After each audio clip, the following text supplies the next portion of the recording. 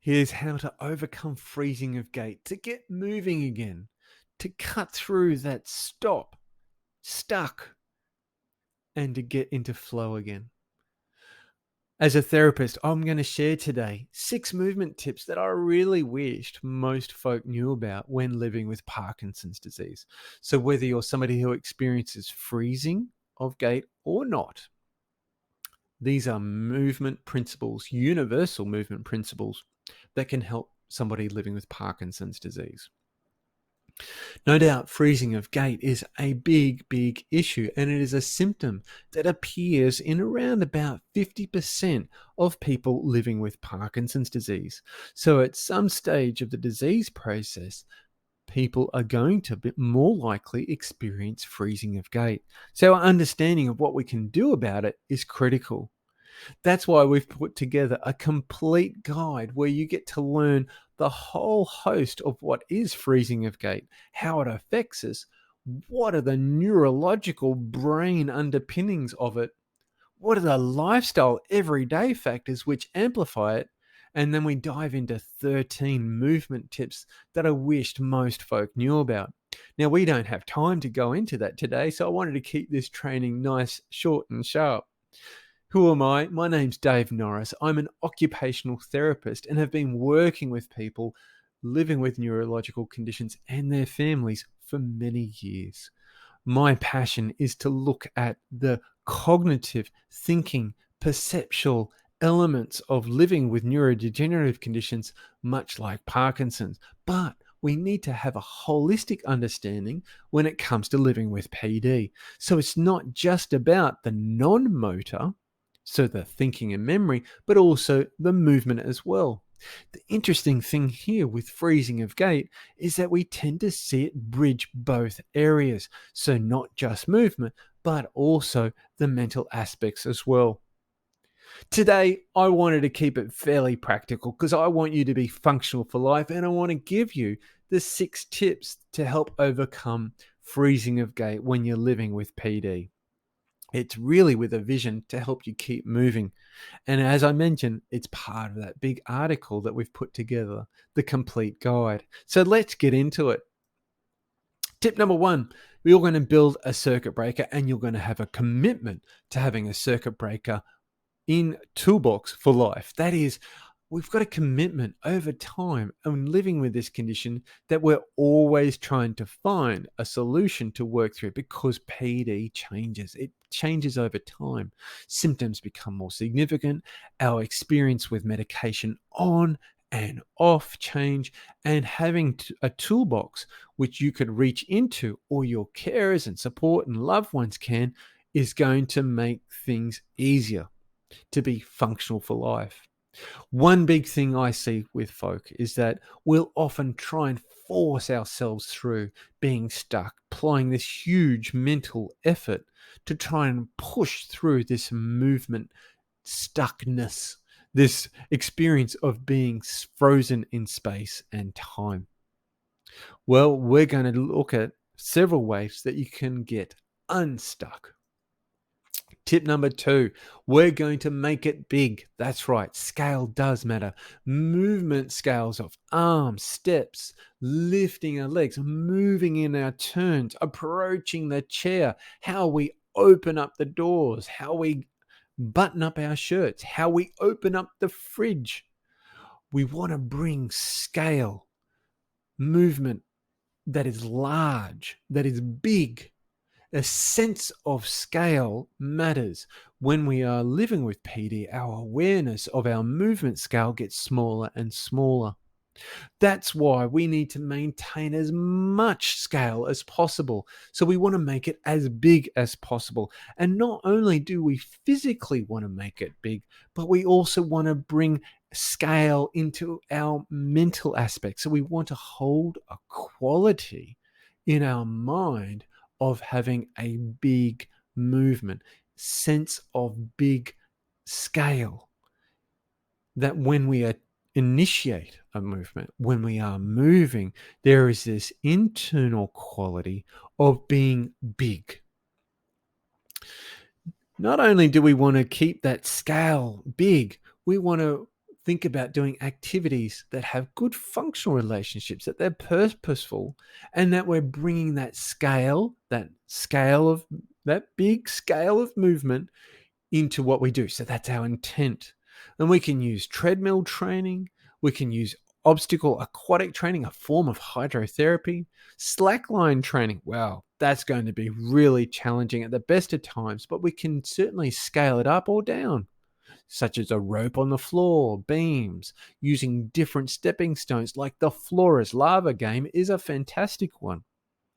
Walking and using a bicycle or treadmill or a recumbent bike is another way we can also bring in scale of movement. Tai Chi is a wonderful, purposeful, internalized movement strategy where we're trying to look at timing, ease, fluidity, but also scale of movement at the same time. Priming ourselves. When we are stuck, we might need to use internal prompts or even out loud prompts to get us going again. What does that look like? Well, it can be a counting down, much like the launch code of 3, 2, 1, go. 3, 2, 1, big. Or it could be in a different direction. 1, 2, 3, go. 1, 2, 3, big. You can also help by using tapping and having that sensory experience with it. And as we do it, we can do it 3, 2, 1, big. And we're using it with a powerful, internal, clear and concise command.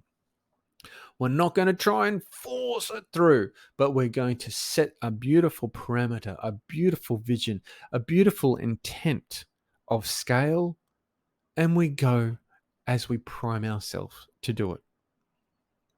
Number 5 is we're going to pick a destination. Many folk who experience freezing of gait will report that changes in surfaces from carpeted to tile, carpet to timber, tile to timber floors can be real hazards in stopping them, in causing a handbrake to be applied to their movement. Having a forward view, having big upright posture helps us maintain a gaze forward. Keeping our gaze with a focal point in front, but also a soft horizon gaze can also help us with our movement. That's helping us get to that destination and overcoming some of those environmental barriers that can present, particularly through our eyes. We see it, our head is down, we kind of shut down and it causes us to stop. Keeping our gaze forward, soft horizon view, and seeing big scale movements as we do it can help us overcome these experiences. Number 6 tip is to stop and take the pressure off.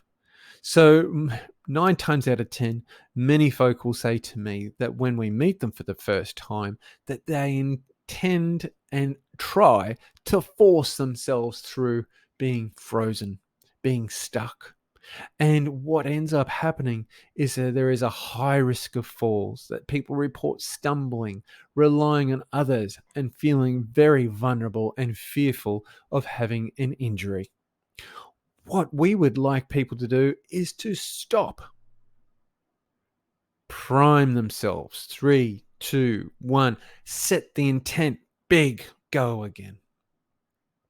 So we really want to cut through that massive amount of energy being applied to forcefully getting ourselves with grit teeth through the movement, and instead want to come back to a place of control, reset, prime ourselves, go. And we may find that this loop needs to be provided several times, but trying to force it through is more fraught with danger than not. It's pretty clear that living with Parkinson's disease sometimes can feel like that we're just in a washing machine. We don't know which way is up or down.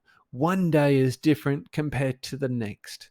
And what we're aiming out of this presentation is to help set a course and put a few things into your circuit breaker toolbox so you can apply at your home, in your life, at work, or where you're out and about in the community.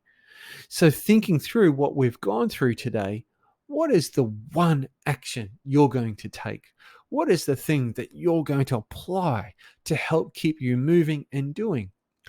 I would encourage you that if you're listening to this and it's early stage of your PD experience, this is the time to practice and apply this. This is the time to start really getting comfortable in learning these things. As we progress and live with PD, we might find that we need more support from somebody else, or we use assistive technology, of which we touch on in our complete guide. If that's of interest to you, come on over to Occupational Therapy Brisbane and look at our blog, How to Overcome Parkinson's Freezing of Gait, which is a complete detailed guide and covers all those things I listed earlier in our training. If you do come on over, we've got a free report there which looks at wonderful neuroplasticity actions that can help you manage your PD symptoms. So it's almost like the secret sauce to some of these activities. And I'd encourage you to grab that if you come over.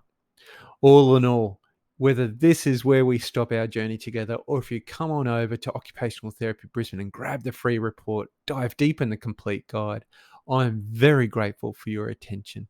I'm Dave Norris. Please come on over to OT Brisbane and grab some of those resources. You can reach out to us at OT Brisbane on 1300 783 200 or our website occupationaltherapybrisbane.com.au. Again, I'm David Norris and wishing you all the best.